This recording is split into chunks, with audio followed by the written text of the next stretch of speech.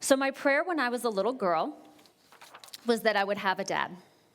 I prayed that prayer so much, and I wasn't even raised in a church, but when I was around fourth grade, I would pray two prayers. I had an aunt who had cancer, and so I would pray every night, Lord, please heal her. Please get rid of her cancer. And I would also pray, please bring me a dad. I don't even care what he's like, just any dad.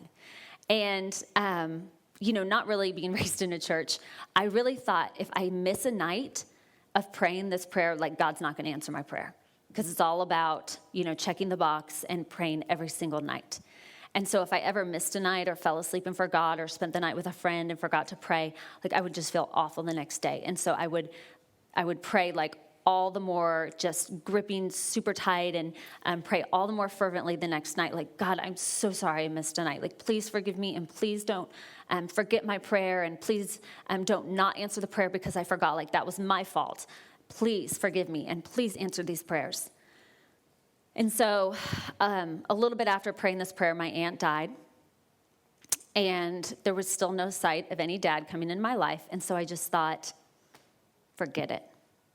You're not listening. You're not answering my prayer. So I'm done. And remember yesterday how we talked about, we are God's special possession and we belong to him. And remember how I told you that sometimes we get it wrong and we think God belongs to us and he is our possession. And that was kind of the mentality I had. I was about 10 years old and I thought, look, God, I'm praying this prayer to you. I'm doing it every night. And you owe me. You owe me these things. And you're not delivering. I'm holding up my end of the bargain. I'm checking off the list.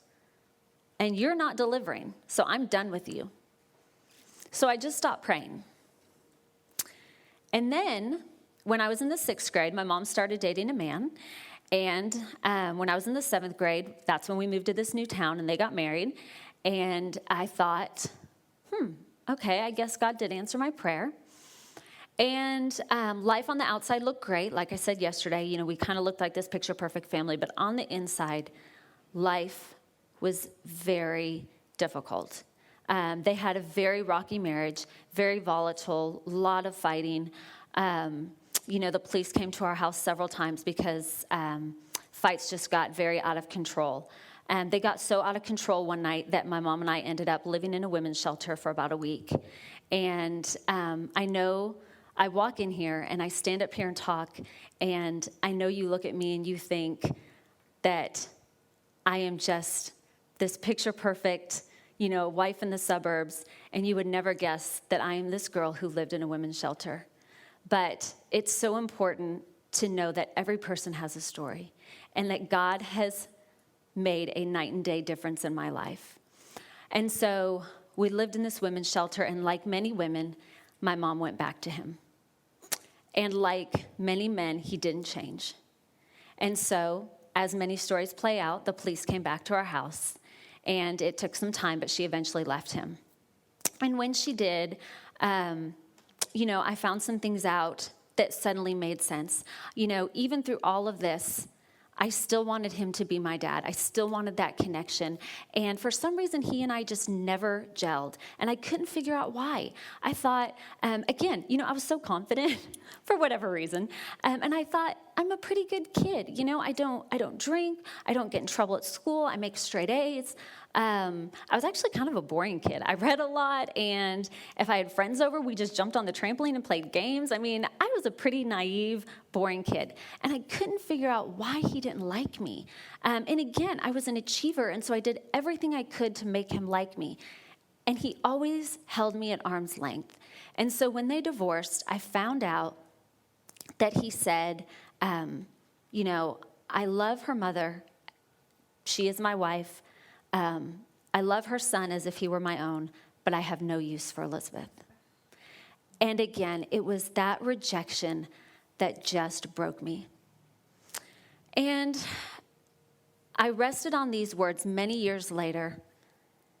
It says, "For my father and my mother have forsaken me, but the Lord will take me in." And y'all, I can tell you that rejection broke me. But God took me in. He took me in as my father. I will never know what it's like to have an earthly father. That prayer has fallen to the ground, that ship has sailed, but I will always know what it's like to have an earthly father or a heavenly father to take me in. He will never reject me. And if y'all have felt rejection, I want to tell you, he will take you in. He will never reject you. His love is perfect. It is unfailing. It is consistent, and he will never reject you. You might feel rejected through social media. You might feel rejected by your parents, by your husband, by your children. He will never reject you.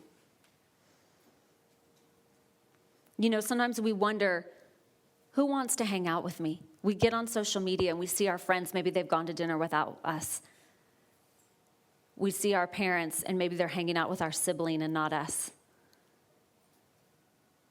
We see things that are very hurtful. We wonder, why doesn't someone want to be with me? We see everyone getting married and not us. We see everyone having babies and not us. We see everyone getting further ahead in their careers and not us. And we think, Lord, when is it my turn? But I will tell you, he will take you in. He will never reject you.